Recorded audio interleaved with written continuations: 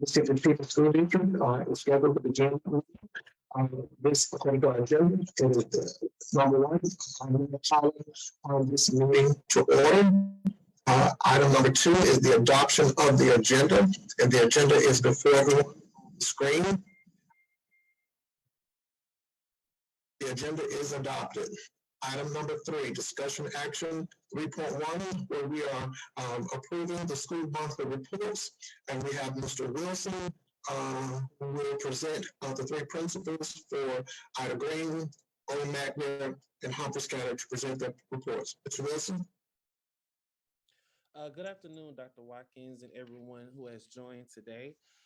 Yes, the Humphrey schools will begin their school reporting, their monthly reporting. We started with high school last week. I want to be fair, so we will start with middle school this time, and then we will transition to Ida Green Elementary, and then Humphreys County High School. So, Ms. Tanner, if you are prepared to present your report, please come forward at this time.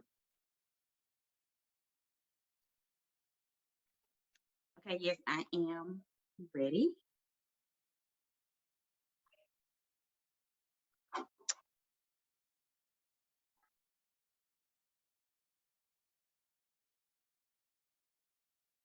All right, so good afternoon.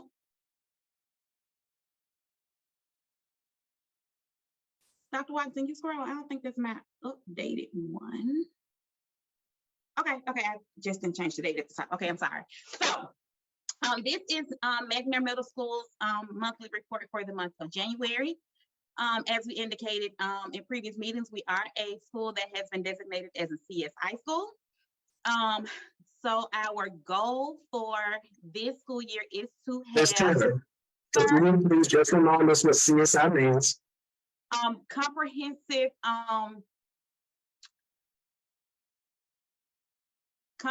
Schools of Improvement. All right, thank you. Yes, sir. So our goal this year is to have an accountability rating of a C. We were designated as an F school last year, which is how we got our CSI designation, because we are in the school improvements, Office of School Improvement, due to our accountability rating. But we are hoping to have a C this year. So we have set goals that should align our outcomes with that accountability rating. So we are hoping to have 15% proficiency in reading, 14% in math, and 45% in science. We're hoping to grow 57% of all of our scholars in reading, 65% of our scholars in math, and we're hoping to grow 74% of our LPS students in reading and 80% of those students in math. And we definitely have to have 95% or higher participation rate. So based on benchmarks 2 assessments, which we took before Christmas break, we hit a accountability projection of 298, which is projecting us at a D. That projection gives us about 30 points, a little bit less than 30 points off from our goal. So we definitely are putting measures in place to account for that missing number of points that we need to hit our goal. We did hit 11.5% in reading proficiency, so we were just about 3.5 points shy of hitting that goal. For math, we definitely missed the mark by almost 10%, but we only had 5.6% proficiency. In science, we definitely missed the mark, so we have to be very intentional about getting that 45% in science. We had 32.3% growth of all for reading. We missed that mark, but our math students, the growth of all, we grew 79% of our students in math, so we exceeded that goal. And then for our math LPS, we were over 100%. So we grew pretty much all of our students, and we were able to get over 100% because a lot of those students got weighted growth. And then for ELA LPS, we only were able to grow 47.8% of those students. So we have a very intentional focus to grow that population of students as well. For our enrollment and discipline data, we have currently 407 students enrolled. Our student ADA is at 90.82%. We are working really hard to get that at 95%. We need our scholars at school. In terms of students with 2 or more absences, we were at 3.75% of our population. We do know that COVID and flu was really, really bad around the holiday season, and that did impact a lot of our scholars being out. Our teacher attendance rate is at 75%. We do have a teacher that is out on FMLA, so I know that that is what contributed to that decline in our teacher attendance. And our number of disciplinary referrals is 19 at this time. In terms of how the school is addressing challenges presented by the data above, we are implementing our school-wide literacy initiative. Our teachers are teaching and aligned to the core actions for reading and math. All teachers are expected to employ the literacy instructional shifts in daily instruction. Our teachers engage in weekly professional learning, PLCs.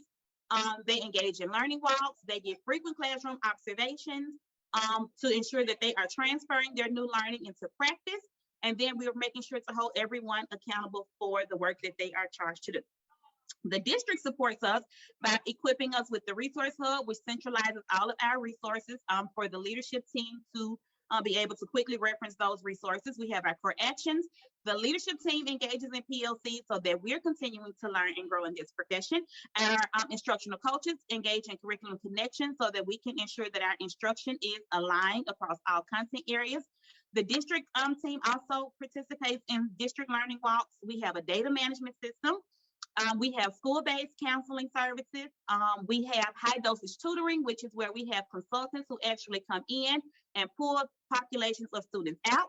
We also have teacher coaches, which are new since we've been back, but these people are working directly one-on-one with our teachers. And we have a new district writing protocol that we are pushing out across all literacy content areas. Ms. Tanner, talk a little bit about the writing protocol at this moment so people can understand how important it is that we develop our students' writing skills and how improvement in writing is going to play a role in the MAP assessment. So all of our students take an ELA test, which is 2 parts. So the first part is multiple choice. The second part is writing, where students have to actually compose a written piece responding to a text. Students can get up to 12 points on the test just based on how they respond to the prompt. So the writing protocol is a formula that we that the district has designed, where we are teaching students, if they were to apply each part of that formula, which is an opening phrase, restating the question, answering the question, using evidence to support your question, and then having a good conclusion to summarize your thoughts.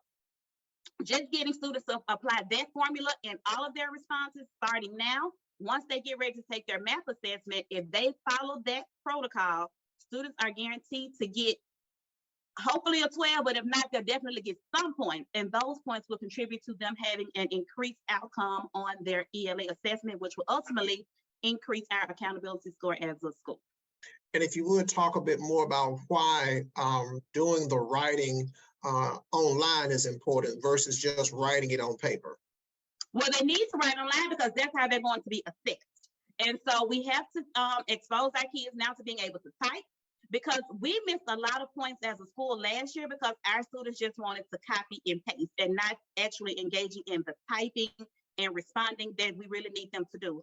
So doing it online now is just giving them that practice that they need. So once they actually take that assessment, they know how to respond to their prompts, they know how to type, they know how to develop a well-written piece so that they can get the maximum points for their response. Thank you. Let's move forward. So, and then lastly, we're just talking about other things that we're doing to increase our teacher attendance, our student attendance, and decrease our discipline.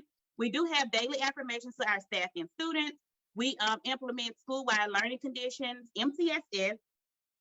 We have weekly PLCs and professional learning to continue to build our teacher capacity, to increase our teacher morale. We have an amplified data coach that works one-on-one with the leadership team and the teachers to analyze trend data and make data-driven decisions.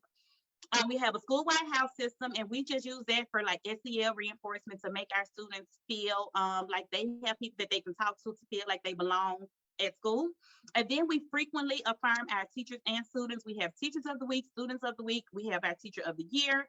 We have random celebrations and incentives and just different clubs and organizations to try to keep everybody excited about being at school. And I see you have a section regarding P16 council activities. And I'm going to ask Dr. Austin after your report, Ms. Tanner, just to interject Mr. Wilson before the next school report comes, to talk to those who are participating about what CSI means, what TSI means, what ATSI means, and where we are in the process of transitioning from a P16 council to a community engagement council. So Dr. Austin will interject right after this report so everyone understands all of those components. So we'll move on with your report, Ms. Tanner. Here we are. Okay, so fund balances as of December. For FY22, we still have $80,491 in debt fund balance. For FY21, we have $72,231. For FY20, we have allocated all of those funds. A lot of these funds are already encumbered, if you will. They have just not been allocated yet. So we do know how we are going to spend the funds, most of them. And then for our title funds, for December, as of December, we had is it the same? $80,491 in FY22 and $72,231 in FY21, and we did spend all of the FY20 funds. So that's where we are with our fund balances, and we do know. Oh, okay, this is okay. So our title funds, we have $76,266 for FY22, and then for FY21, we only have $9,258 remaining, and we have allocated and expended all of our FY20 funding. And just like the other one, we do have plans of how we need to spend the money. It's just all about expending the funds this school term. So we're working Ms. Tanner. next time.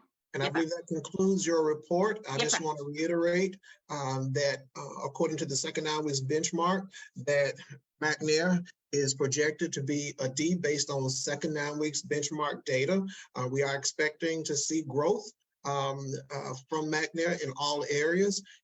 As you can see, we had some concerns in the drop of proficiency for reading and mathematics, and certainly a drop in proficiency in science. And we had a drop in overall growth. So we have some work to do there to ensure that we are meeting the benchmarks or meeting the objectives that we've set for that school. So we are looking forward to all of the McNair staff, rallying around as they are doing the work that they're doing. Let's continue to push. Let's be clear about what our requirements are, the rigor in the work that's required of all the students.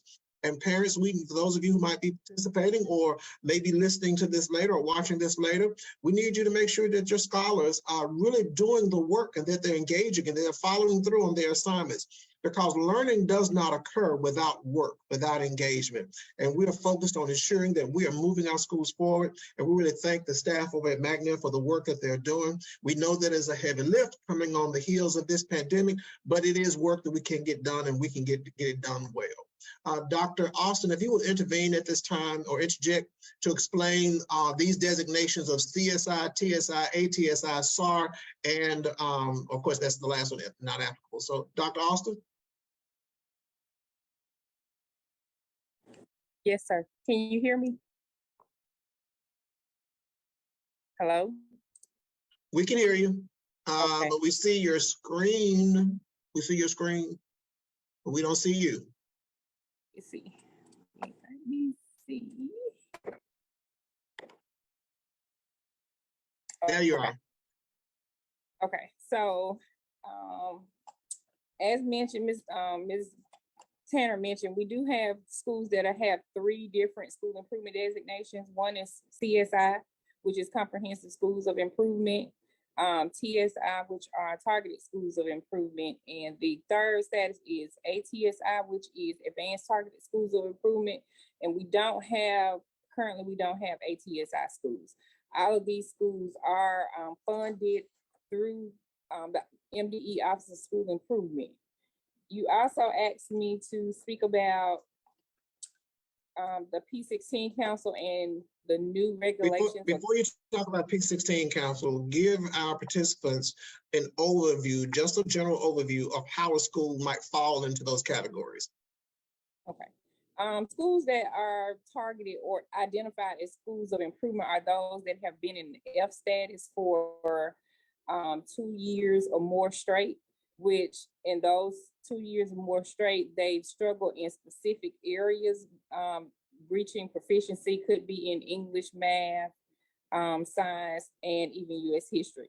They also can be identified based on specific subpopulations that they may have of students who are not performing proficiently in specific academic areas. Those specific subgroups can be students with disability. They could also be students who are determined economically disadvantaged or low income students. You also have those schools that may be targeted due to graduation rates. All of the identifications are determined and given to schools based on their accountability performance. Normally it is each 3-year period, because in school improvement, schools are given identity. They are identified every 3 years. This year was a new year after COVID. Schools were identified, and due to the issues of COVID and everything that happened with the pandemic, all of our schools that are in school improvement will have a chance to actually exit school improvement status based on their performance on the state assessment this year. That's very helpful, Dr. Austin. I appreciate you taking the time to share those details with everyone. In the future, for the next board report, can we include a line directly under where it says school name and you see the CSI, TSI, where we actually identify why that particular school is in that category? So that every time we get the report, the public will then see that McNair Middle School is in CSI because of this reason. And do we have a TSI school? Yes, sir. We have one TSI school. The other schools are CSI. Okay, and which school is TSI? Yazoo City High. Yazoo City High. So then Yazoo City High will need to identify specifically why it's in TSI, because as we continue to talk about our data, I would think that we would want to know, and our public would want to know, if you identify for this reason, are you tracking your data in that area in order to make those improvements? That would be the same for the CSI as well as the TSI schools, because we want to make sure that what we're doing with the resources is targeting the reasons why the schools are in those areas so they can come out of those designations, but also, move them out of F status. Yes, sir. Okay. Okay. Of course, Mr. Peters and Mr. Ricks, even though you are CTE schools and you're not required to have a report, I am letting you know right now, be on notice that you will be doing a report at the next meeting for reports in February. And just to start thinking about how this report needs to be designed for those programs that you offer that have industry standard certifications, or however they can impact the accountability ratings at the high school.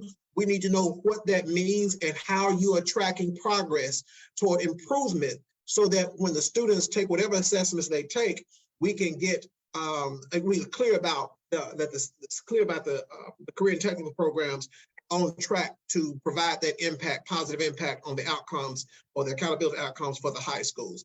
We know that I think you're included in participation, but also for those industry standard certifications, we want to make sure that we're on track to get more certifications for our students, because that tells us that they're more marketable to make decisions about their career choices when they graduate, but also, once again, how it's going to impact the accountability rating for the corresponding high school on both sides. So just be on notice that next month you will have a report.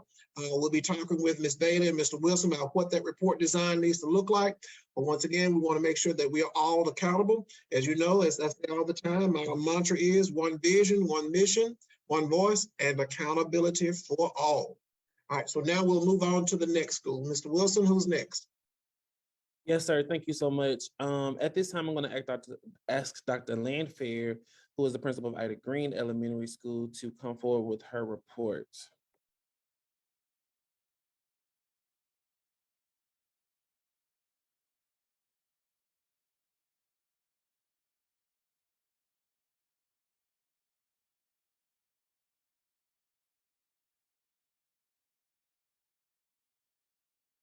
Okay, good afternoon, everyone. Ida Green's report. Of course, we are a CSI school, and as we said, that means comprehensive school of improvement. Based on last year's accountability, Ida Green was at a 236, which is an F. Our goals for this school year is to be a 328, which is a C. If you would look on the chart, last year, the percent proficiency for reading was 7%. Our goal for this year is 39%. For math, last year's proficiency was 6.4%. Our goal for this year is 29%. The growth of all for reading last year was 38.6%. The goal for this year is 65%. Last year, growth of all for math was 42.3%. The goal is 65%. And for our growth of our bottom 25 students, last year was 58.3%. This year's goal is 70%. And for math, last year was 50%. And the goal for this year is 60%. Okay, we'll look at our benchmark 2 data from December. According to our benchmark 2 data, Ida Green is projected to be a B, so we are definitely making gains, a 386B. For our proficiency for reading, we had 15.8% of students who scored proficient in that area, and that's about 27 out of 171 students. For math, we had 29.9% of students who scored proficient in the math category, and that's 47 out of 157 students. So we did not exceed our goal or did not meet our goal for reading, but we did exceed our goal for math. Our growth of all, we had 73.3% for reading, and we had 80.1% for math. Okay, that 73.3%, that's 65 out of 89 students, and that 80.1%, that is 71 out of 88 students. So we exceeded our goal in both of those categories. The growth of the bottom 25, we had 50%, that is 12 out of 24, and we did not exceed our goal on that, but we are working to get to that goal. And for our growth of the bottom 25% for math, we had 81.5%, and we exceeded our goal, and that was 22 out of 27 students who showed growth. For our December total school enrollment, we have 371 students. The student average daily attendance, 92.91%. The number of students classified as chronically absent was 11%. The teacher attendance rate, 91%, and 4 discipline referrals. Okay, our plans to become a successful school, we are a one-to-one school district, which means that every student has access to a device.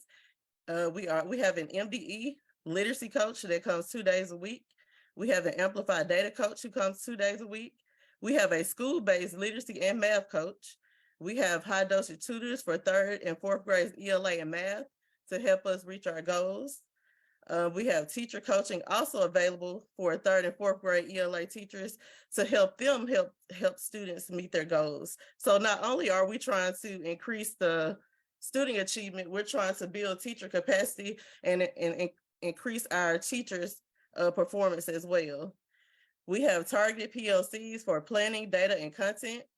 We have common planning with teachers to create relevant, meaningful, and engaging lessons for students. We ensure that high quality tier 1 instruction through observations, feedback, follow-up, co-teaching, modeling. We know that in order to reach our goals, we have to make sure that our students are receiving that high quality tier 1 instruction. We have weekly newsletters that go home to parents. We have weekly grade reports that go home to parents. Every Wednesday, our teachers are required to send home graded papers to parents because we don't want any surprises at the end of the year. And we know that it takes the parents working together with us to make sure their students are successful or their children are successful. We have remind messages for parents to communicate with teachers about the students' progress. And we have a very extensive MTSS process. And MTSS is multi-tiered system of supports. And we have students with individualized reading plans. And those are those students who are kind of struggling in reading, but we just have things in place to make sure that they are successful. We have progress monitoring where students weekly, they take a progress monitoring test to see, their growth and see where they are. And we have fidelity checks where the leadership team go in the classrooms to ensure that these interventions are taking place. And we have progress learning also. Our plan to increase teacher average daily attendance. We reward teachers for positive attendance. We give them gifts, duty-free lunch, things of that nature. Create team attendance competition among groups of teachers. We continue to create a culture of care within our school, because we remember that teachers are human first, and we just have that culture of care. We know that a lot is going on, you know, with test scores and things like that, but we have to remember that they are human first to help us get those results. And continue building a positive relationship with teachers. Our plan to decrease the number of chronically absent students, increase parental involvement. PBIS, that's positive behavior intervention and support. We reward the students with different incentives and things like that to make sure that they stay on the right path and come to school. Continue creating a culture of care with kids as well. We have to make sure that we build those positive relationships, because without those positive relationships, we will not get to our desired results. Minimize obstacles to attendance. Trying to find out the reason why they're not coming to school.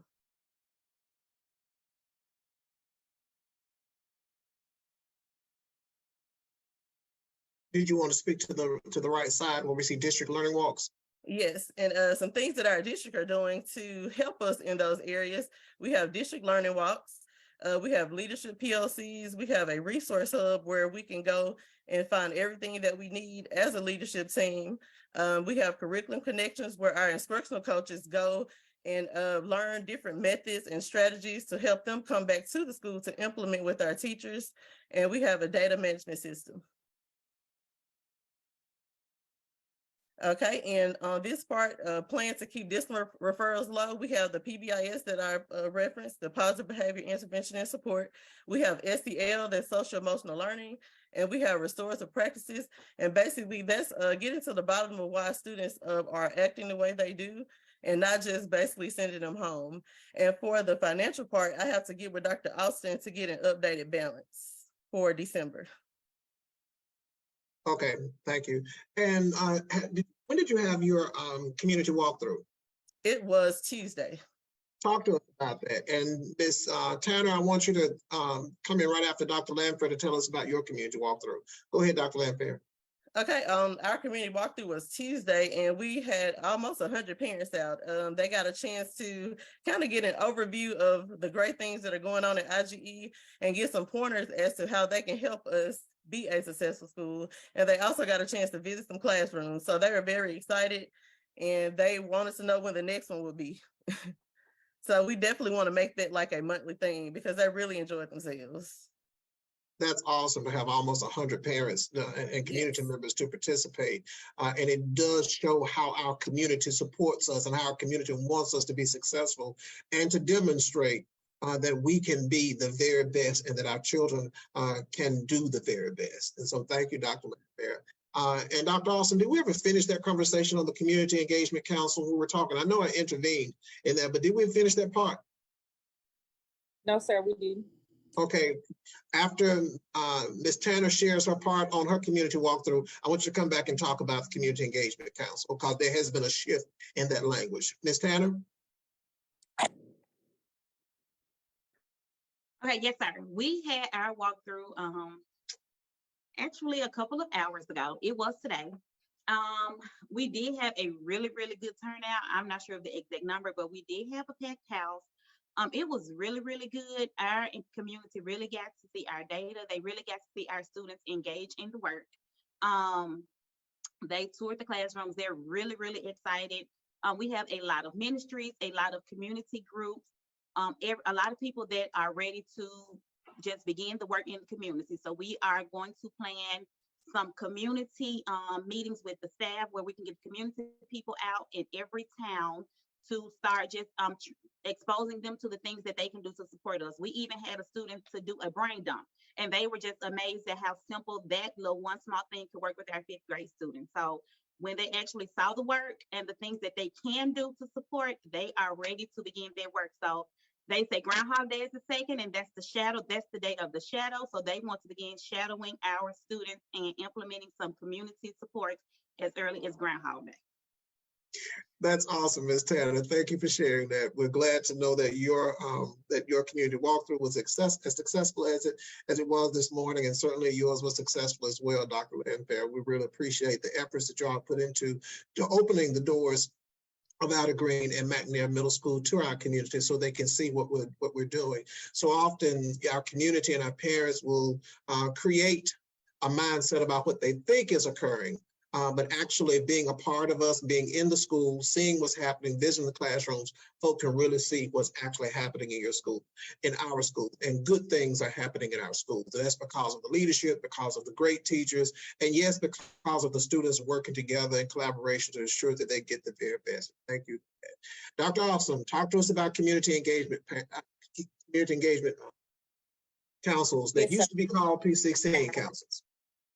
Correct. They used to be called P16 councils, but MDE had formed a task force to go in and look at the actual guidance that was there for P16 councils. One of the things that they did was change the naming of the council itself. It is a community engagement council now, which has a broader, I don't want to say broader view, but a broader group of people that are brought in to actually serve on the I'm sorry, there I am, CEC, the Community Engagement Council, to work with the schools and the district to try to keep the things that Ms. Tanner and Dr. Lanfair just spoke about. Some of the members that they actually have on here now are economic developers, elected officials, business leaders, daycare providers, librarians, of course, parents, college students, and they also have volunteers now. They set out a guidance on what effective CECs do.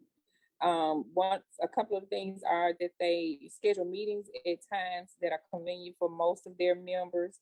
They review relevant school data, which is data such as what we are providing to the community members now. They also leverage skills and community resources with what we have within the district right now. It's just a broad, well, not broad anymore. It narrows the focus of what the community environment councils should be doing in collaboration with the schools. We plan to begin our efforts to recruit members for our community engagement council so that we can have it effectively set up and the council be actually running on its own with assistance from the school districts by June 30th. So we'll be getting out flyers within the communities in the schools so that the students can take them home to their parents to encourage more people to actually come out and join the Community Engagement Council itself. And even if they don't join the council, just participating in the meeting so that they will be kept abreast of what is actually happening in the schools and in the district. Again, as Ms. Tanner and Dr. Lanfair stated, because sometimes we may not be able to get out to the community walkthroughs within the schools, but this is an extra effort where they can actually have an opportunity to participate in events like that also.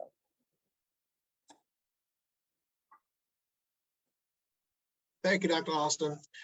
We now have Humphreys County High School's report on the screen. Mr. Russell.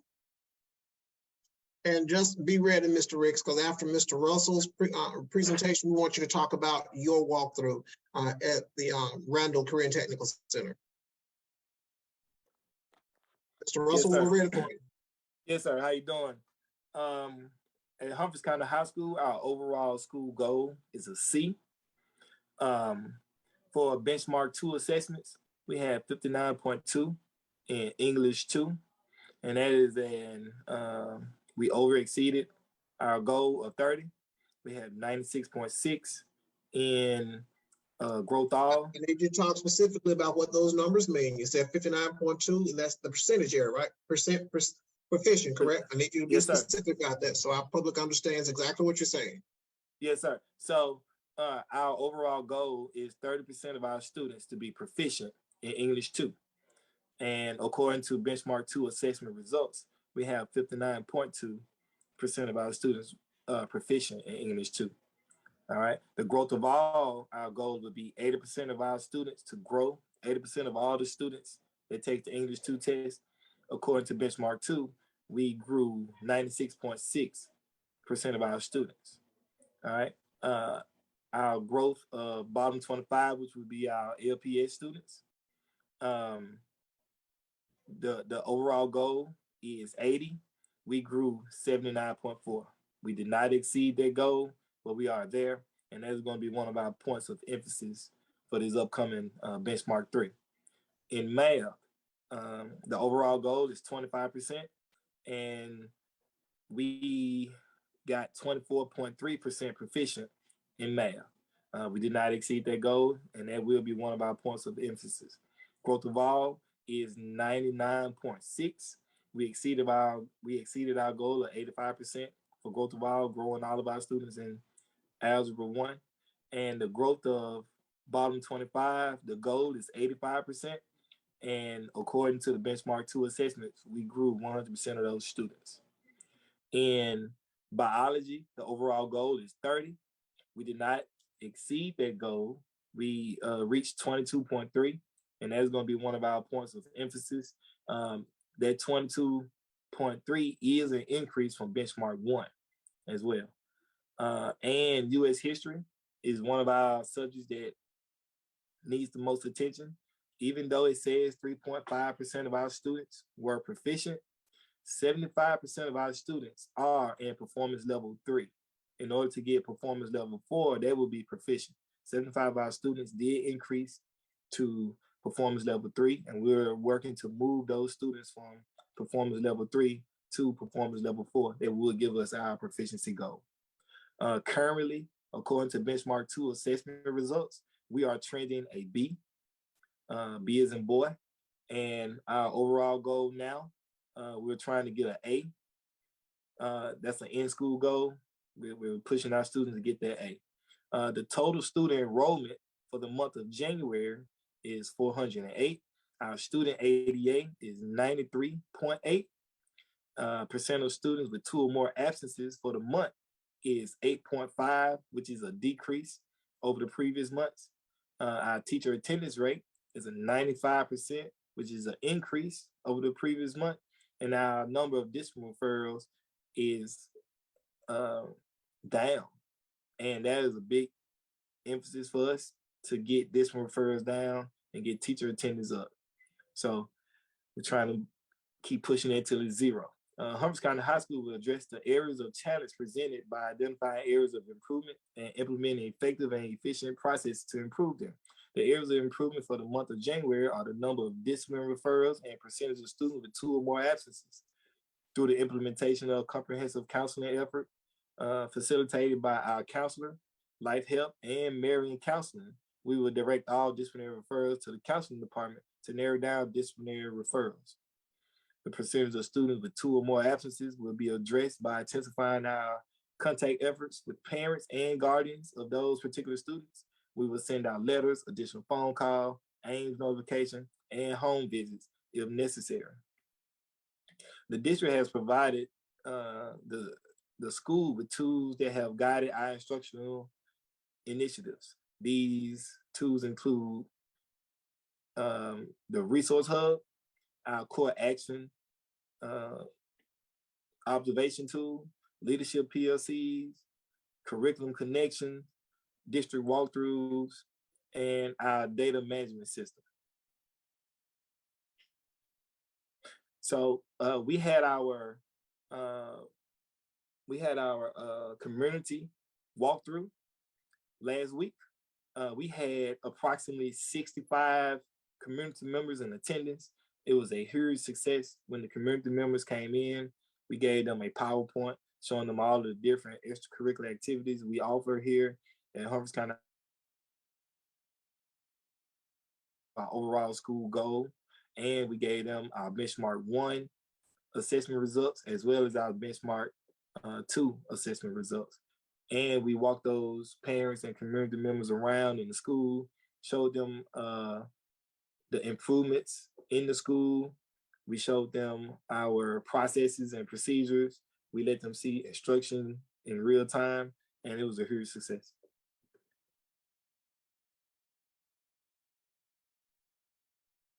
Thank you, Mr. Russell. And Dr. Austin, if you would please come back in and talk to us a little bit more about the importance of meeting the 95% participation rate in testing. Just for everyone's information who may be participating or listening to this later, Dr. Austin is our district test coordinator. So when we start giving our state exams, she manages that process, and she of course trains all of our staff to give our district state assessments through the district, and to ensure that we maintain the appropriate security in that process for training purposes. And Dr. Austin, talk about the importance of that 95%. The 95% is very, very important. We would like to test 100% of our students, but definitely we have to test 95%. If we do not test 95% of our students, regardless of the goals that the schools have set, or that they've, if they even overshoot those goals, if we do not test 95% of our students, we automatically drop down one grade level, which means that if a student is, I'm sorry, not a student, a school, as Mr. Russell just spoke of, their school goal is to be an A. If they actually achieve that their performance level of an A, but they test 94% of their students, then they will be awarded a B, because they did not meet the state's goal of testing 95% of students. And then 95% of students is our general education students, included with our exceptional ed or our SPED students as well. And what happens if they test 95.5%? I mean 94.5%, 94.5%. 94.5% is still not 95%, so they will still drop a level, a letter grade. So the state will not round up, will they? No, sir. That's why at state assessment time, well, we've been practicing the way that we plan to test for state assessment, which is why we have been asking parents to make sure that their students are well rested before benchmark exams, that they come in ready to take them, and that they are focused. On this third benchmark that we're giving, we'll amp up those efforts with phone calls, letters home, even making arrangements for students to be picked up from home if necessary, whatever we need to do to make sure that we get all of our students in and we get them tested. Thank you, Dr. Austin. And so just to reiterate, parents, students being here in school every day is important for several reasons. It's important because we can't teach students if they're not in school. They cannot experience the quality, rigor, and the quality engagement of the work if they're not in school. They cannot be prepared for college or career readiness, or to be ready for a job or to be ready for college if they're not in school, getting the work that they need. They cannot demonstrate success on their assessments. That's important for graduation. That's important for passing exams. That's important for entering college with the right GPAs or what have you, unless they're in school.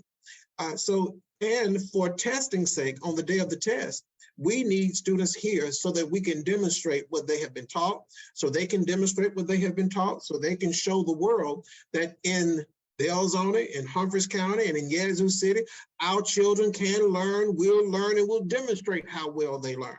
So we need to work together to ensure that our students are in school every day, and that they're doing the work that we have prepared for them, that they're engaging as we have requested for them to engage, that they're doing what's necessary and following through. We cannot do this work without your support, without your cooperation. Students must be in school every day. Success does not occur without work, and success won't occur if students are absent. So we need your help in that regard, when we appreciate your support and to ensure that your students are here in school. Mr. Ricks, if you will come at this time and talk about your walkthrough. Yes, sir. We had our community walkthrough on yesterday. We had quite a few community members that were present. We went around to each class that was led by 2 student ambassadors, escorted the participants to each class. Each teacher stated what their program is about and what they're doing in their class. And at the end, we stopped at a health science class, and they had a hands-on activity where they had to put the parts of the heart and parts of the body. Of course, We didn't master the heart, but someone got the body correct. It was just refreshing to see that they had said they had never actually been in part of the CTE and had been in those different areas and classes. And they gave us things that we can do to improve our community outreach as far as, advertising on the radio for the older audience. Oh, that's an excellent idea to advertise on the radio. I'm glad you shared that. We are definitely going to do that. But definitely that. All right, thank you, Mr. Ricks, and thank you to the Humphreys County Region team for your reports. Ms. Bailey, we're ready for Yazoo. Good afternoon, everyone. Thank you for this opportunity to share on today. We do have our Webster Elementary School principal, McCoy Elementary School, Woolfolk Middle School, and Yazoo City High School principals on the call. And so we will begin our presentations with Ms. Marquita Robertson, who is principal of Webster Elementary School. Good afternoon, everyone. I am Ms. Marquita Robertson, the principal at Webster, and I'm going to begin my presentation. My presentation is a little different from my other constituents, more so because the dynamics of my school is different. I serve students pre-K, kindergarten, and first grade. So we've not quite made it to the assessment, the state assessment at that level, even though our kindergarten and pre-K students do take an assessment, a K readiness assessment. So the data I'm going to share with you is more around our diagnostic data and on our goal, our school's mission to be a strong readers, critical thinkers, and positive leaders. So we set an internal school-wide goal to ensure that 55% of our students were performing at or above grade level in reading and math. We wanted to set a goal of growth for our tier 2 students, and that is students that may require some intervention supports of 70%. With our goal was for 10% or less of our students to require tier 3 supports, and tier 3 are those students that require intensive supports. So based on our first diagnostic data, and this was administered in September, and this is where after maybe 4 or 5 weeks of school, we were able to to give our students an assessment to see how they were performing. Our school-wide, we had 4% of our students that were performing at or above grade level in reading. And we had 1% that was performing at or above grade level in math. As you can see, we're slowly trending upward. And when we look at analysis of our reading from first diagnostics to the second diagnostic, our students school-wide went from 4% reading proficiency to 19%. In the tier 2, we went from 53% of our students requiring tier 2 supports to 74% of our students requiring tier 2 supports. This is in reading.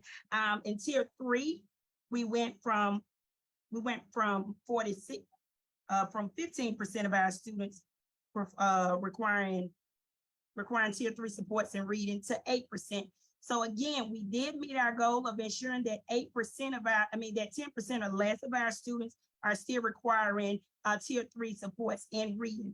When we look at math, we went from 1% of our school performing at or above grade level to 6%.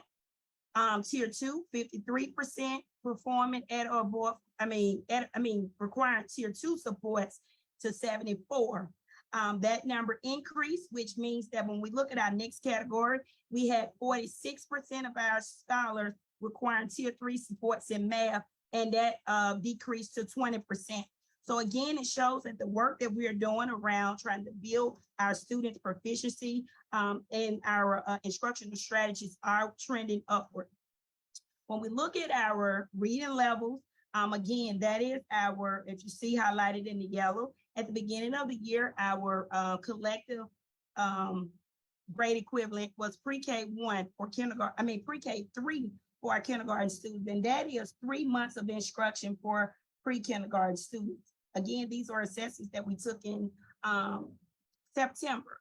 For first grade, which first grade students take iReady, that is a different diagnostics than our Start Early Literacy. Collectively, our first graders, that shows BR 348, which means below reading level. And just to bring some unique clarity around that, in the last year or so, we do know we're coming out of the pandemic. We've had an influx of students that are coming directly to first grade with no prior school experience. That is in addition to the other challenges that we have. And so we're requiring to provide more intensive supports around it to help them to gas those school readiness skills that they need and to perform on grade level with their peers. So if we look down to scroll to the next. Oh, and we did assess 98% of our students. And again, as Dr. Austin has stated, we want to make sure that at 95% or more of our students are participating, and we're even capturing that now. We had 98% of our students to participate in our diagnostic at the beginning of the year, and 98 participate in our second diagnostic testing window.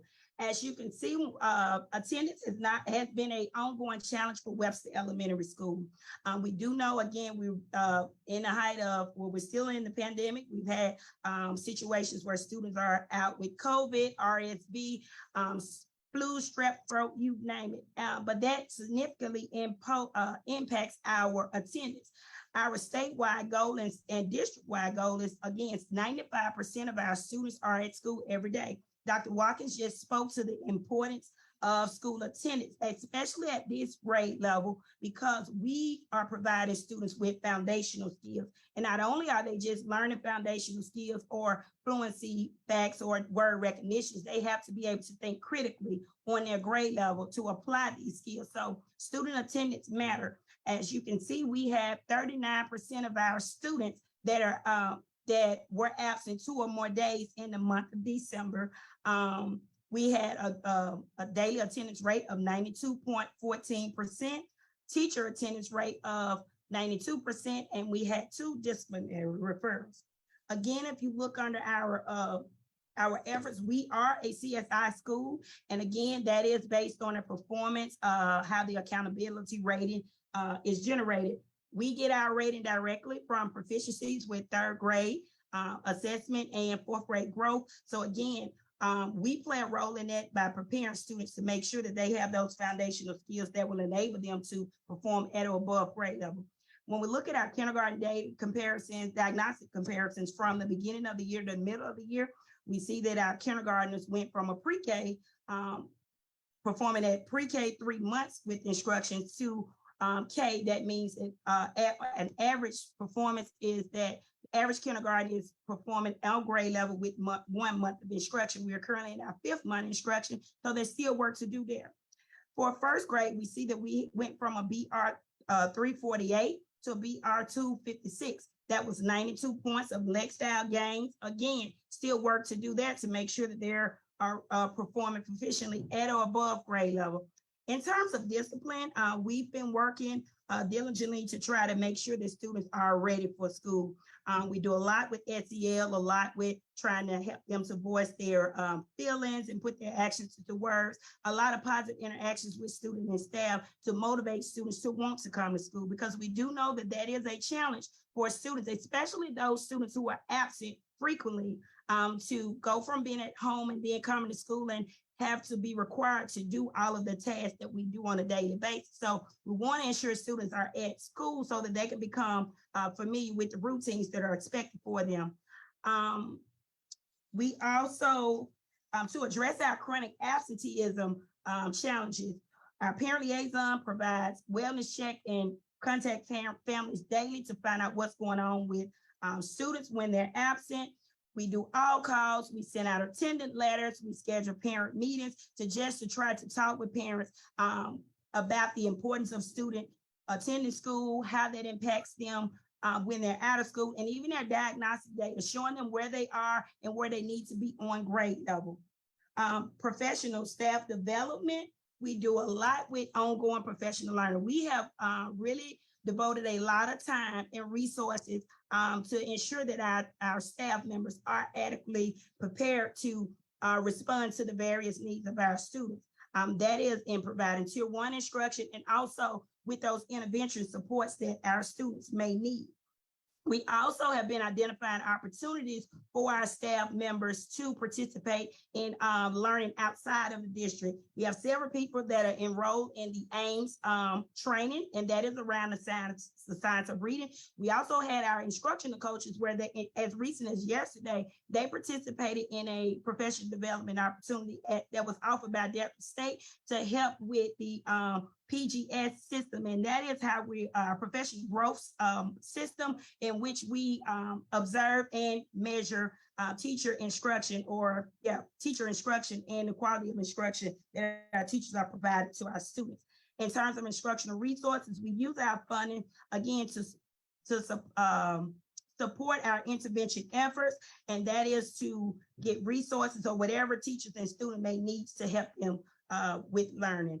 Dr. Austin has already spoke to our P16 or family engagement supports. In terms of our balances, as of December, the end of December, we had a fund balance in our FY22 funding of $50,071.41. For FY21, we had a fund balance of $1,157.83. And for this is the title budget. The title budget is the $7,162.87. And for FY21, we had a fund balance of $466.80. And again, we capture our fund balances because, as Dr. Watson has spoken to, because we are a CSI school and we have been identified in need of intensive supports, we receive federal funding that must be geared toward us improving student outcomes. And so we use our resources to help better the types of instructions that students are receiving. And for our FY20 budget, that is $0. And I think the only thing we didn't talk about was district support. As my colleagues have stated, we received supports from the Office of the Office of Federal Programs. That is Dr. Austin, where she worked with us to ensure that the funding, that our spending we're spending the money on resources that will help improve student outcome. We've received a lot of supports from the Office of Teaching and Learning around with curriculum connection. That's to make sure that our instructional coaches are norming on district expectations. We receive learning walks at the district and the state level that is going to help to inform our instructional practices in ways of improvement. We also receive supports from our Director of Student Support Services, and that's to make sure that our intervention processes and documentation is aligned with student needs. As Dr. Lampert has already talked about, at the elementary level, for those students that are performing significantly below grade level in terms of reading, those students have to have an IRP, and that is an individual reading plan. And so we've been working intentionally with our teachers, our school council, and families to help them to understand that process. And even at kindergarten, how students underperforming can affect their projections for third grade proficiency if not addressed. And if you would, talk to us about your walkthrough.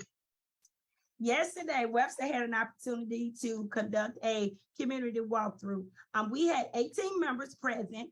We were intentional about making sure that we could connect with, we had our youth court attorney here, mayor, clergy members, and several of the daycare owners here in Yazoo City. And more so, we wanted to know them on, as well as our truancy attendance clerk. We wanted them to see what's actually happening and to change the perception about kindergarten. I think for most people, they equate what kindergarten instruction is like today to their kindergarten experience. So we did get an opportunity to visit every classroom. They were able to see the activities that students were engaged in, to talk with students about it. Students were able to speak to them and tell them how they were learning how to decode words and different things of that nature. We did present our school data, where we are, what our goals were, and what our challenges were.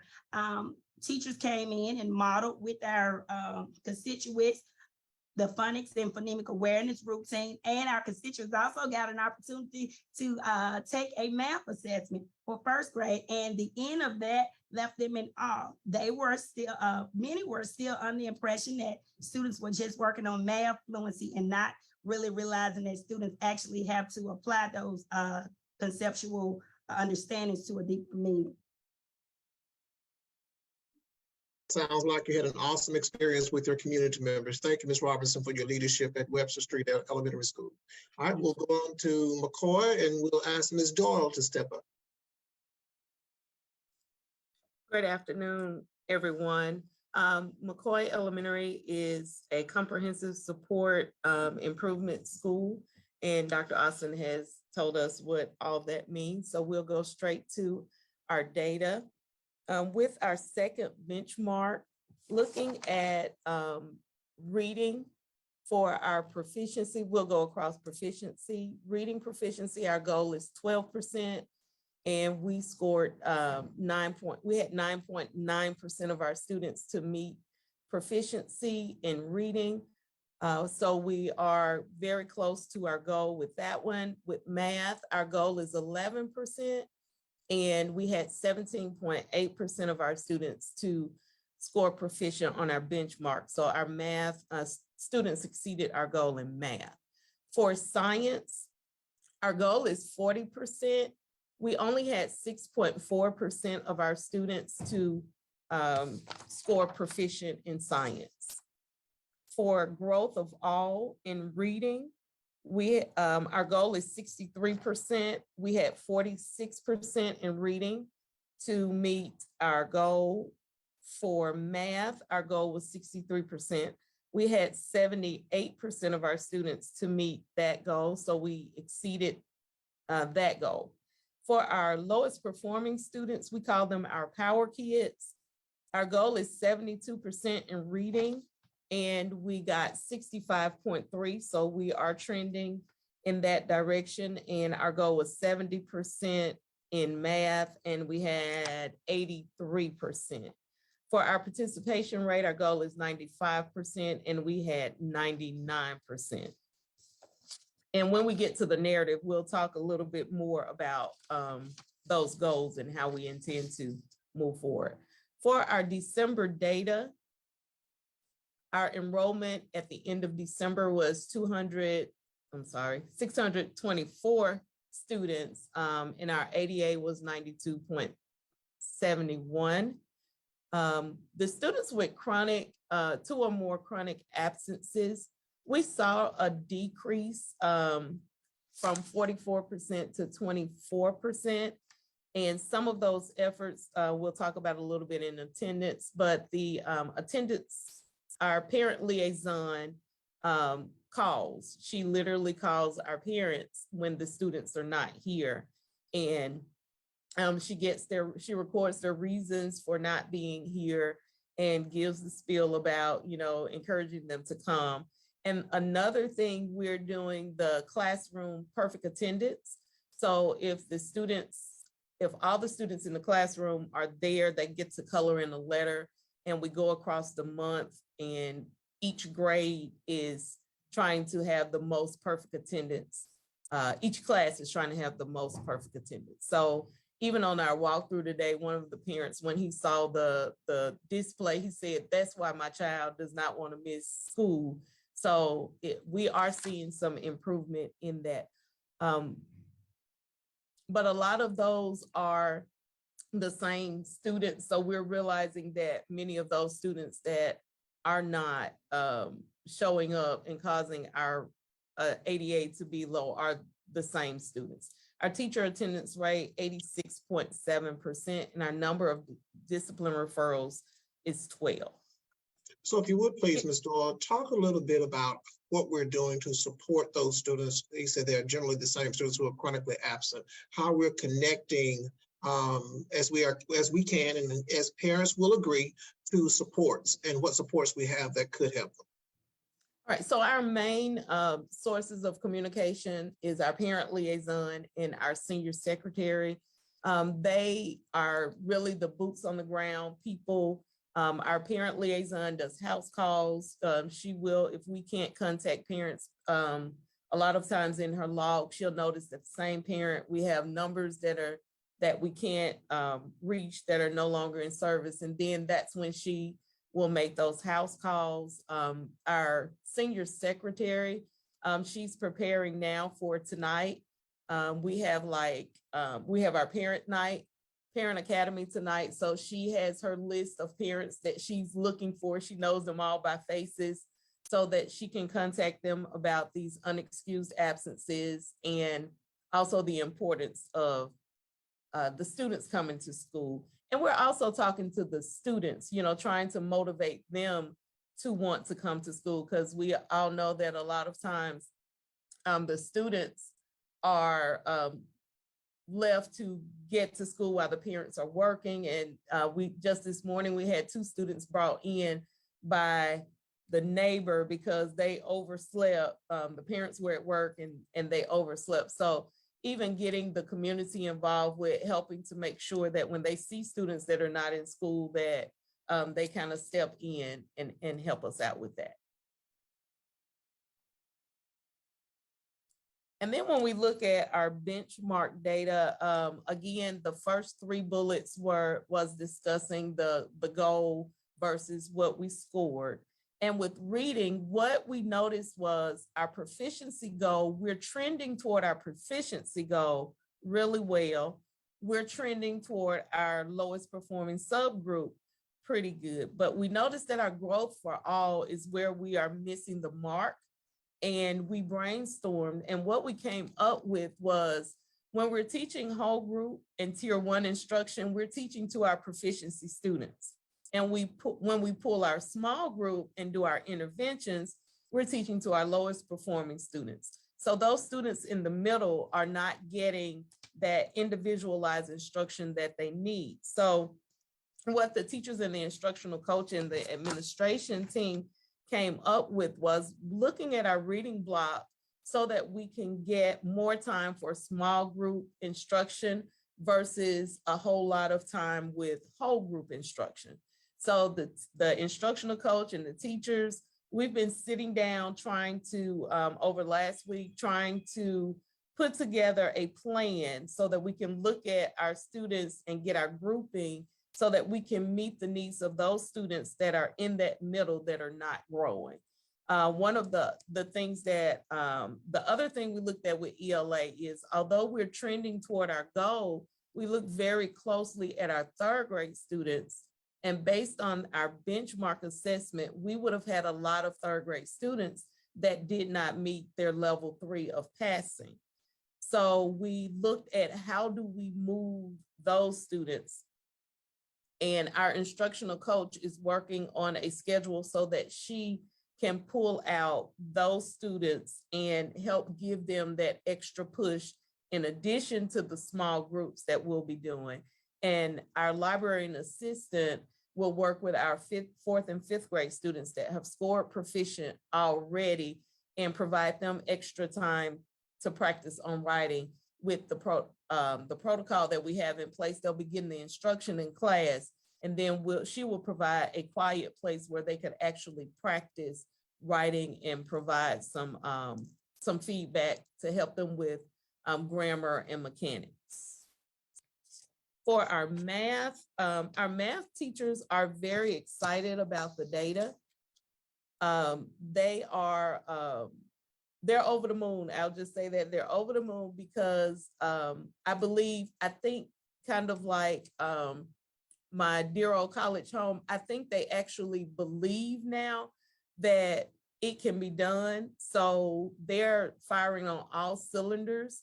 They are not, and I warned them not to get, too comfortable because we still have standards we have not taught, and we still have MAP, which we don't know exactly what the rigor would look like. So they met all of their goals, and what they have done is told the reading teachers that they're going to work even harder to, just in case we don't get to where we need to be in reading and make those goals, they want to make up those points. So some of the things they're doing is they are targeting only 1 domain per week during the intervention block.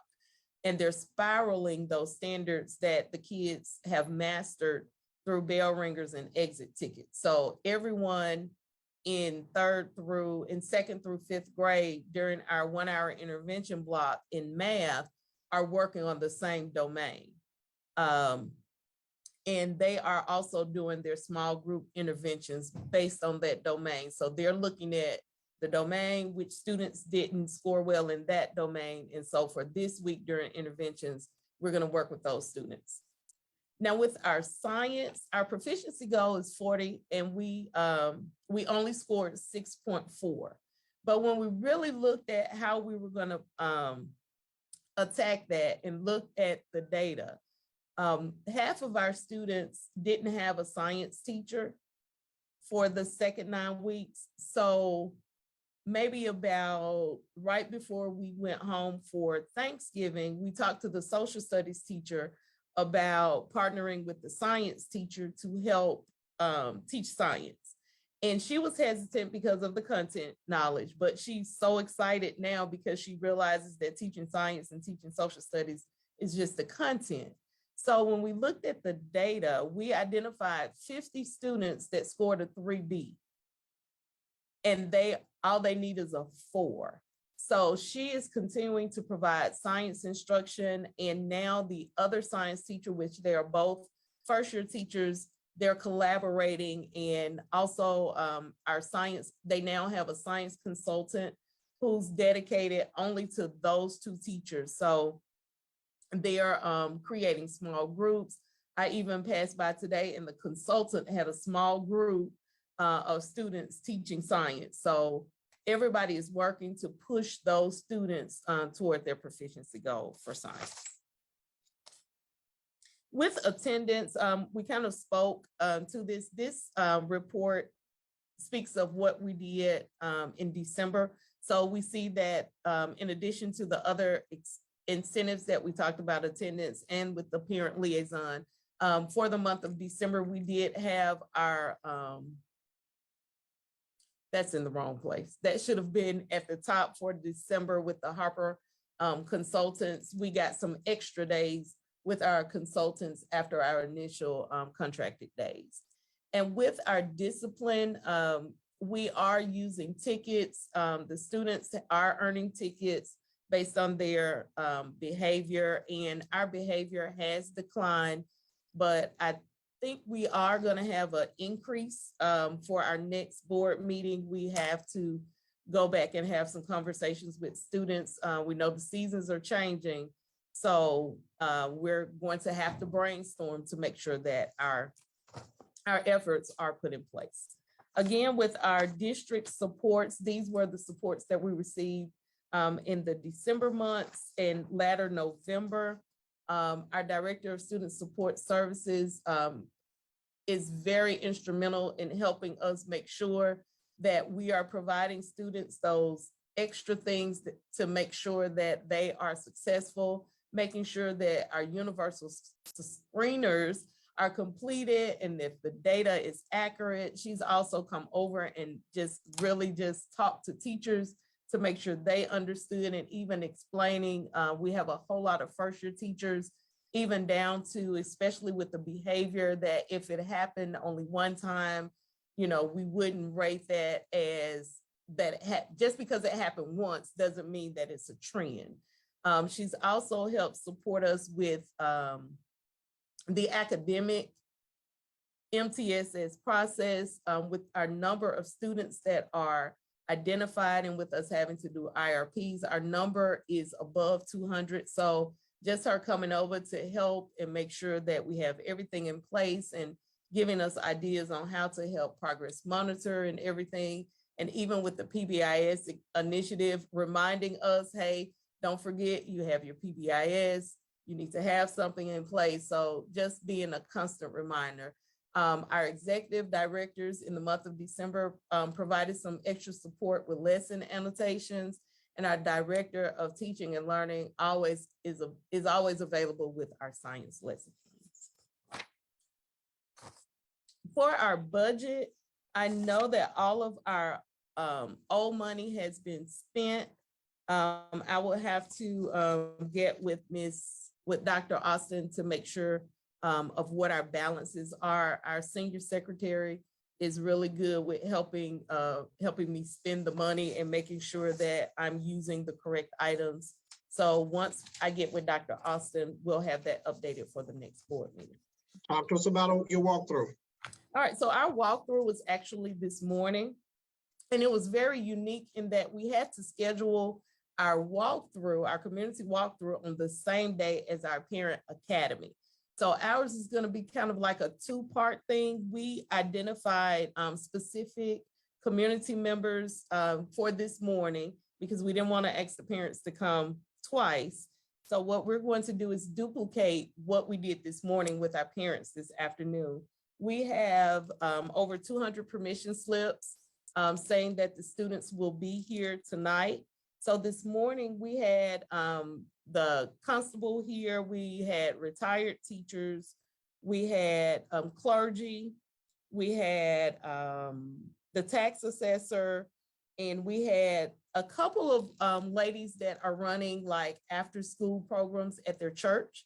So they all came in and we had discussions about the data, and we helped them understand where we were last year and what our goals were for this year and how we were trending. And they were very excited about the data and the fact that we were very close to our goals. We also shared some school-wide strategies that we're using in literacy. One of the things is choral reading, and a lot of them came up when we were doing popcorn reading, when you read one student at a time. So when we talked about the choral reading, having all students read at one time, everything, and it came to fruition when we were walking and they could hear students reading chorally. And even the ladies that did the after school, they were taking notes about those strategies because she said, if you're doing it here, then it's something that we want to carry on when they come to us. They also got the opportunity to look at the goals and read the creed, the school creed.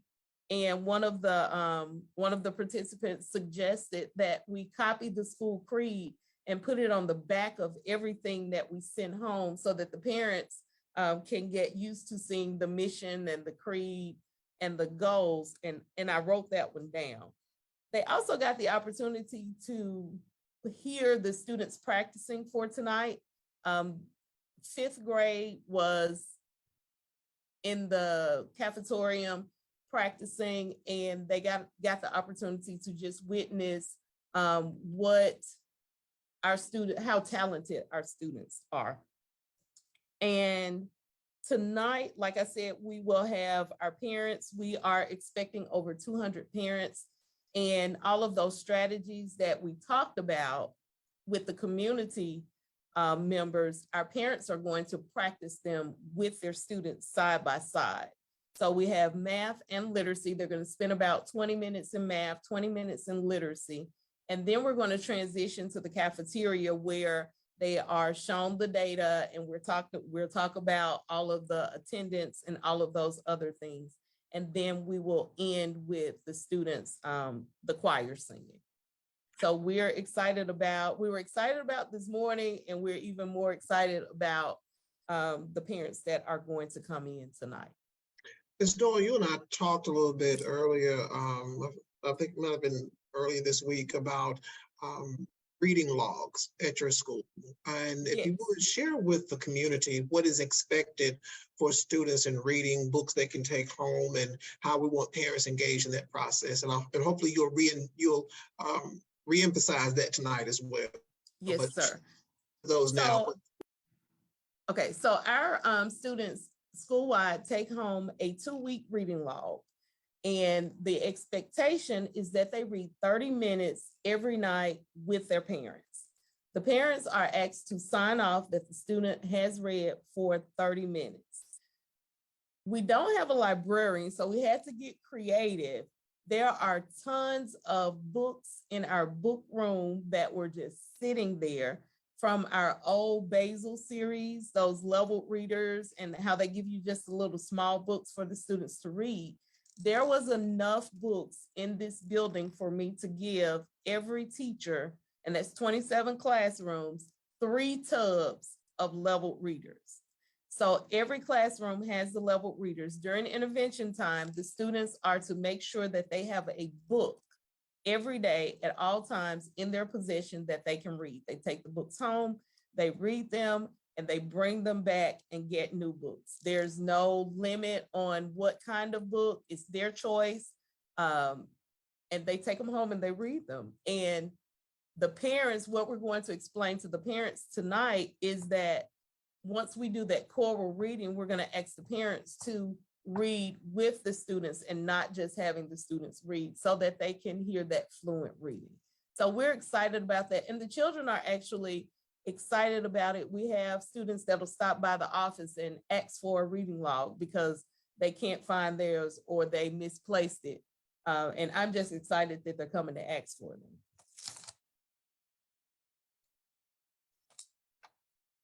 Thank you, Ms. Doyle. And now we'll move on to Woolfolk Middle School. And we have made some changes in the leadership at Woolfolk. And we're now going to ask Ms. Henson, interim principal, to present the report for Woolfolk.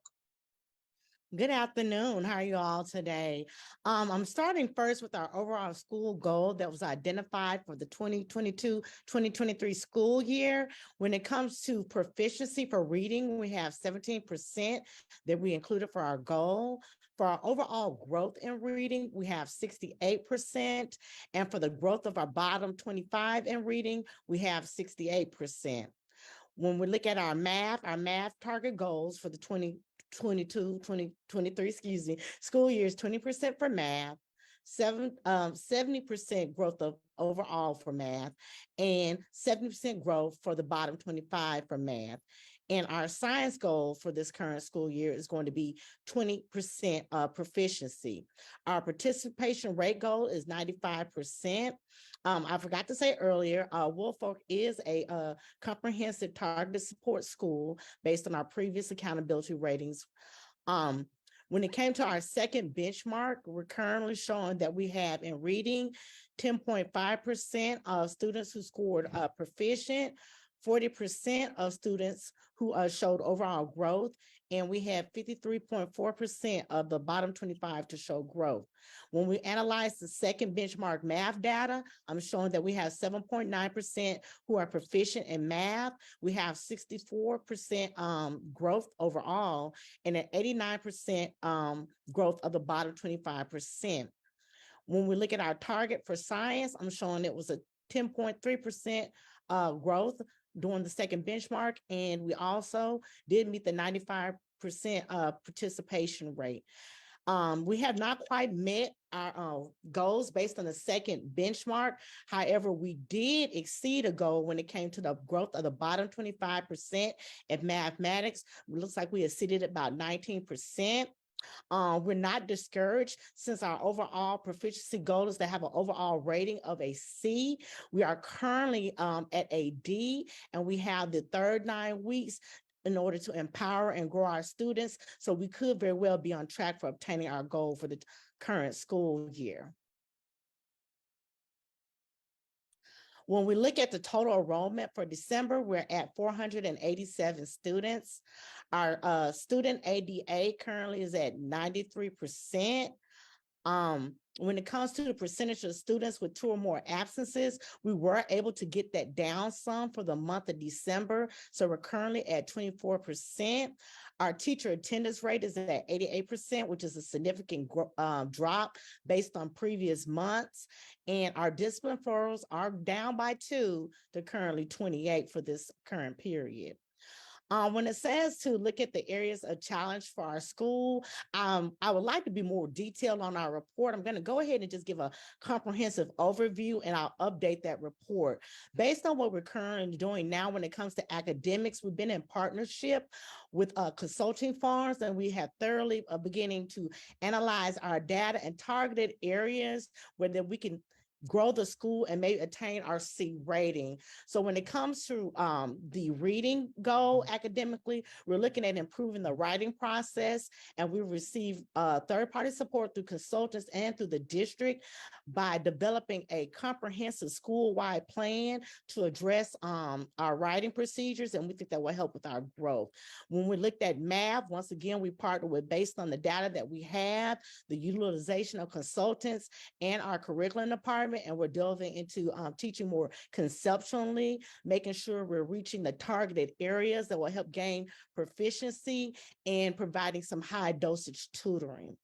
When it comes to attendance, we're seeing that our attendance with our staff and our students have not been at the level that we would like. So we're revisiting how can we address this? How can we build morale? How can we build an environment of joy? And how can we reward students and staff alike in making sure that we make Woolfolk a place where they want to come? And I think that the community walkthrough, we haven't had ours yet, but I understand that school is often a reflection of community. So hopefully we'll get those insights and the right supports in place that we can increase that area.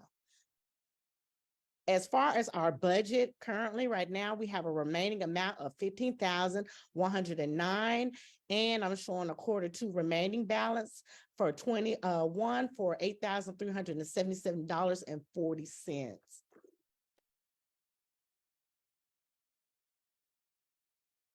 While that's at the completion of your report, Ms. Henson, I do understand that you had a parent, pick a parent meeting, Patients with Parents yesterday. Tell us a little bit about that. That has been one of our largest outcomes yet. So hooray, hurrah for Woolfolk. We did have the Mississippi, which is extension from Mississippi State, which is like a community support, and also for higher education to come out and speak with our parents. It was spearheaded by our parent liaison, Ms. Washington. It was really built some support and some morale, because it's our highest attended event yet. And we're looking to put in a series of events for the community and parents based on the Mississippi State Extension, from letting them know what resources we have available at the school, looking at mental health, looking at improving computer literacy for parents, and also just a variety of things, even looking at employment. But these will be a series of sessions that will progress throughout the remainder of the school year. Thank you, Ms. Hinton. I also want to point out from McCoy and Woolfolk that the D projections that they received from the second 9 weeks was because of the hard work and the efforts that they have put in to ensure that students are receiving quality work. And on last year's accountability rating, of course, those schools received F ratings. And we are pleased to see that both schools are trending in the right direction. I appreciate the work of the staff, the hard work that they're putting in to ensure that students receive quality work. And let's continue to put our arms around our students and support our staff and give them some good encouragement, positive encouragement, to remind them that we are doing this work for the sake of children. It is difficult work, it's a heavy lift, but also show great appreciation for our teachers for the efforts that they're putting in and the extra time that they're putting in to ensure that our scholars get what they need. So I want to say thank you to McCoy and Woolfolk, and certainly thank you to Webster Elementary that serves our pre-K to first grade students. So y'all doing a great job. Let's continue to ensure that our students are trending in the right direction, because your hard work is showing off. Thank you so much. And we appreciate our community for supporting our schools and coming out as well. And now we're going on to Yazoo City High School. Dr. Fuller.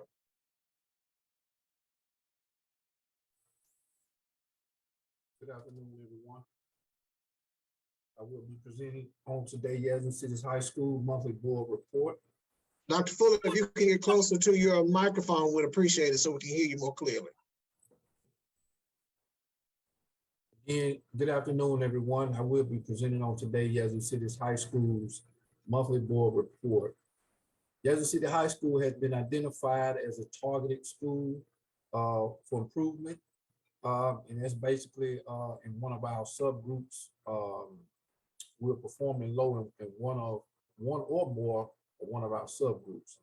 Our overall school goals, again, in reading, 42% proficiency, 80% growth of all, and 70% growth of the bottom 25. In math, my overall goal is 30% proficiency, 95 growth of all, and 100% growth of our bottom 25 students. In biology, 30% proficiency. In U.S. history, 30% proficiency. And of course, our 95% testing rate. Okay, for our second benchmark, of course, now for our ELA, in order for us to get our true and accurate data, we still had some students that needed to make up some assessments. Those assessments are now ongoing, and that information will be entered as soon as those students complete those assessments. For math, for our proficiency rate. Let me pause you just for a second, Dr. Fuller, just to make sure everyone understands. That is not because there was no proficiency. It's not because there was no growth in both of those categories. We're making sure we have all of the test data from the students who did not take the assessment so that we can reflect accurate data for those areas for Yazoo City High School. And we'll make sure that we're clear about that because there's great work going on at Yazoo City High School. Do not be mistaken. There is great work going on at Yazoo City High School. We appreciate the work that the teachers are doing and how the students are responding. But want to make sure that we're clear what that zero means there in this case. Go ahead, Dr. Fuller. That's correct. For our math proficiency goal on our second benchmark was 6.8%. I think we decreased some in that area, but we do have some targeted support and some efforts in that case. Also, our students growth of all 89% and growth of our bottom 25 was 100%. So we're still moving those students in the right direction. We have a strong focus now on getting proficiency in that area in math. Okay.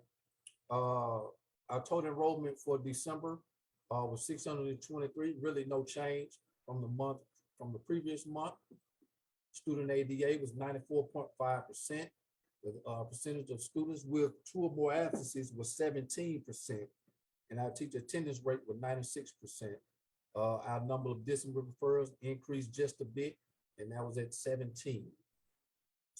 Of course, our discipline referrals increased slightly, but we are continuing to take proactive approaches by utilizing the services of Marion Counseling.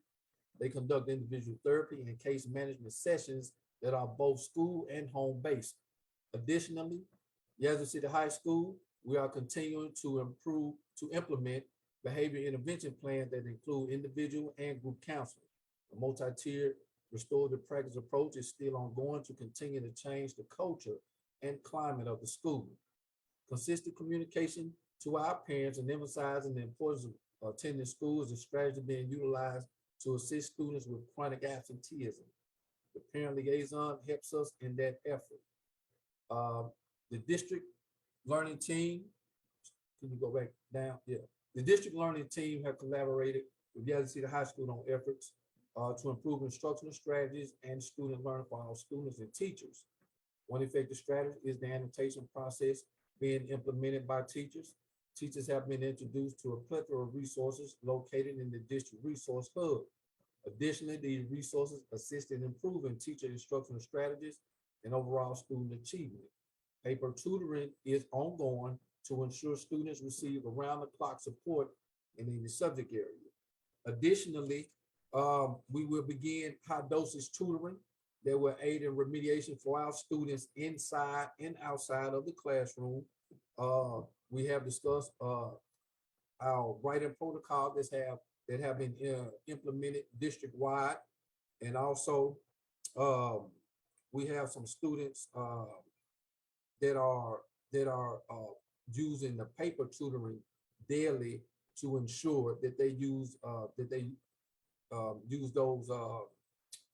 those remediation services on a daily basis. Also, we have engaged in our teaching coaching, and that is to build our teacher capacity to ensure that we maximize our student results.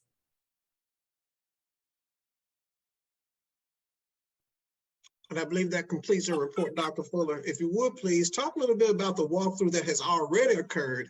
It occurred several weeks ago at your school, and we appreciate the leadership that you took and even starting the community walkthrough process that set the model for what we are now doing in the other schools and what is already done in other schools. And I know that while they were on your campus, they participated in a walkthrough over at the Summers CTE as well. So talk about how was the experience there and how many people participated. It was a great experience for our school because I'll say that we had most of the big wigs from the community to participate. For example, we had the police chief, the mayor, the fire chief, we had supervisors, and we had some more major community members to attend. Basically, our walkthrough was based on those community members coming through, seeing how we operate as a school, seeing what goes on at the school, because I know we've been getting some miscommunication outside of school of what's going on at Yazoo City High School. So we invited the community in to kind of see firsthand what goes on a daily basis. And those community members came in and they gave some feedback. So now we are in the process of waiting on that list of feedback and some recommendations from the community on how we can improve Yazoo City High School and also how they can assist. So now I'm in direct communication with the mayor, and we're facilitating some things to improve the things that go on in the community outside of the school, so they won't affect when those students come to school. And one thing I wanted to point out for your school, Dr. Fuller, is that while we're still waiting on the corrected part of your ELA data, we are seeing in your growth, in your bottom 25%, and certainly in your growth for overall students, that your school is trending in the right direction, as we can see in the math. And we're expecting certainly improvements over in your ELA as well. But we also want to talk about, just briefly, because I know folks that we know what's happening at Yazoo City High School, that that the culture may not be or whatever people think it is. Talk a little bit about what your team is doing to improve the culture at Yazoo City High School and the successes that have occurred there so far. Well, for one, again, as I mentioned before, we have implemented utilizing marriage counseling for a lot of the minor issues that that grow into the big issues outside of the school. Also, we've implemented a PBIS system for students with good behavior and that can maintain that good behavior throughout a period of time. And we are just having one-on-one talks with these students and trying to implement some restorative practices instead of utilizing the suspensions and the in-school suspensions more so. Thank you, Dr. Fuller. And once again, thank you again for leading and modeling the process for us to have the community walkthroughs. And I'm asking you to look at setting your next walkthrough in the month of February, so you can kick that off for us. Again, we appreciate the work that you're doing there with your team. While we believe we are certainly moving things in the right direction, we also know that there is concern in our community about the safety and security and the academic outcomes of our scholars and for our staff as well at Yazoo City High School. But I want to assure the community that we are working hard to engage all of our staff, to engage all of our students and our parents and community members in a way that brings us together to make the school what it needs to be.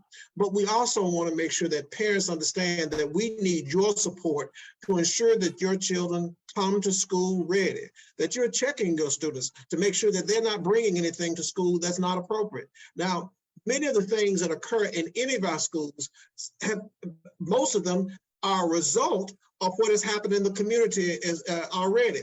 And what happens is that students know they're going to see each other at school. So if I can't find you in the community, they take the mindset that I'll find you at school, and they'll organize themselves to do something that's not appropriate at school. Now, we have addressed quite a bit of that. So you don't see a lot of that happening at Yazoo City High School, as might have occurred last year and in previous years, or you might think what might have occurred at the beginning of the year.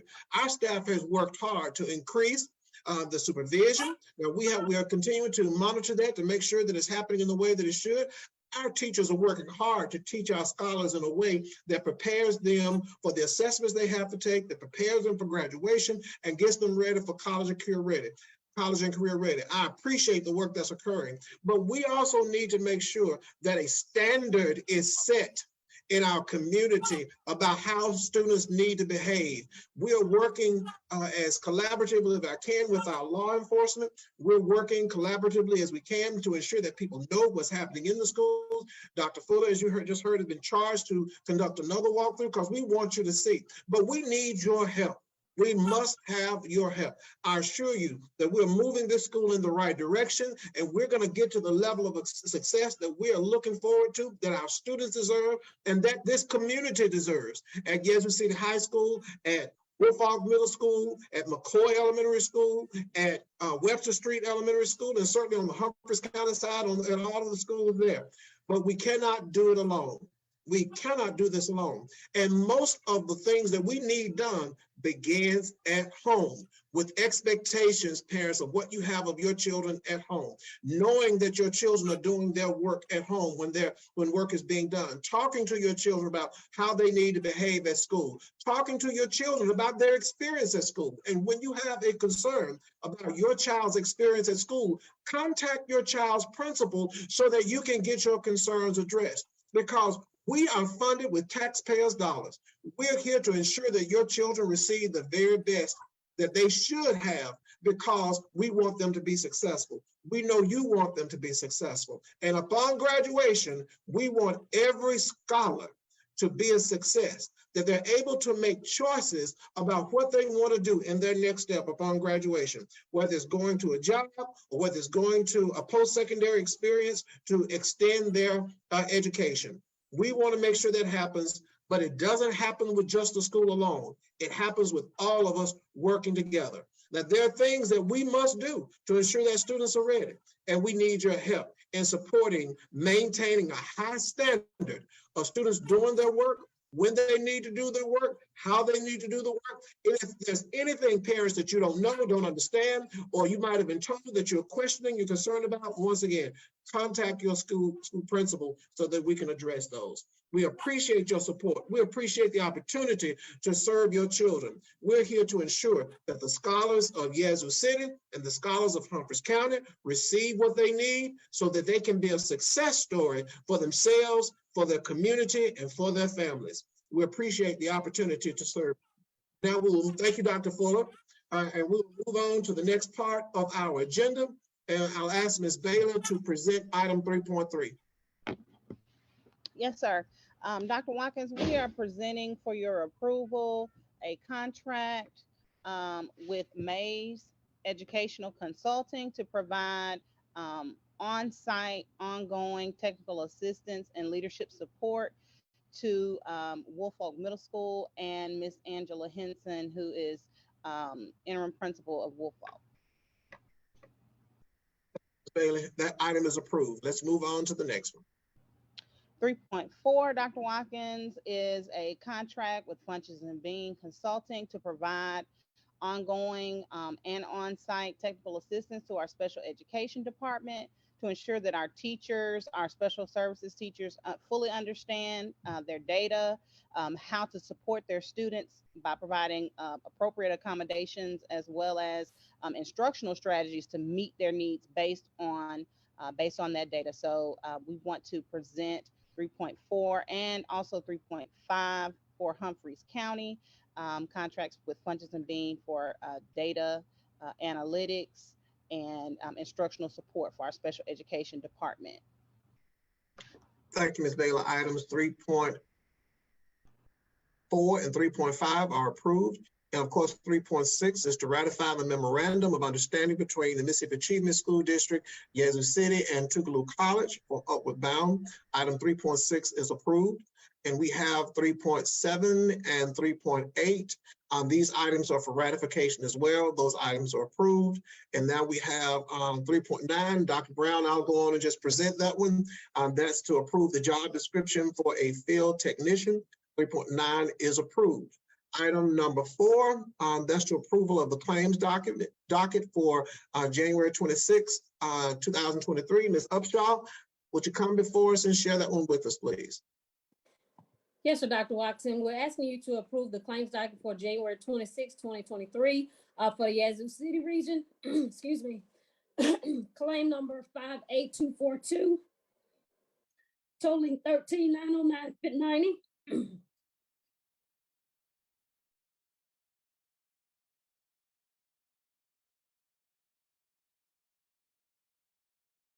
I'll finish the rest of it for you, Ms. Upshaw. Thank you. Take care of yourself. All right. And so, and 4.1, Humphreys County region claims 180,197 to 180,198, totaling $791.66. Items 4.1 and 4.2 are approved. Thank you, everyone, for your time. Anytime we have to present the school reports, they do take a while, but it is a requirement for us to present a monthly report for each of the schools, and we have achieved that, which is a requirement. We hope that it's been informative for everyone who has participated. It's certainly informative to our community. And in the next month of February, you will see these reports again. And we hope they'll be just as informative to let you know what's happening in our schools. We're now at number 5 for adjournment. The meeting is now adjourned. Everyone have a great day.